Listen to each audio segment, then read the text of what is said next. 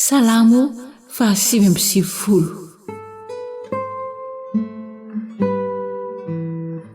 Fanomezam-boninahitra n'Andriamanitra no ny fahalebiazany sy ny fahamarinany. Jehovah ny mpanjaka, aoka angovotra ny firenena, mipetraka amin'ny kerobima izy, aoka iorohoro ny tany. Lehibe any ziona Jehovah, ary avo ambony firenena rehetra izy.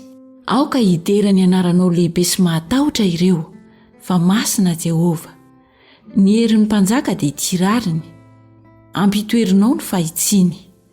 Fitsarana sy fahamarinana no ataonao eo amin'ny Jakoba.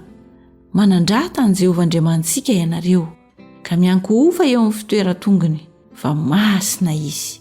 Mosesy sy Arona tamin'ny mpisorony, ary Samuela tamin'izay mpiantso ny anarany. Niantso an' Jehovah ireo, ary namaly azy izy. Niteny taminy tao anatin'ny androraony izy, nitandrina ny teny vavolombelona izy ireo, dia nididy izay fanomeny azy. Jehovah Andriamanitra io, ianao ny namaly ny nataony. Andriamanitra mpamelany elony ianao, na dia namaly azy noho ny nataony aza. Asan-drato Jehovah Andriamantsika, ary mianko-ofa eo an-tendrombohin'ny masina, fa masina Jehovah Andriamantsika.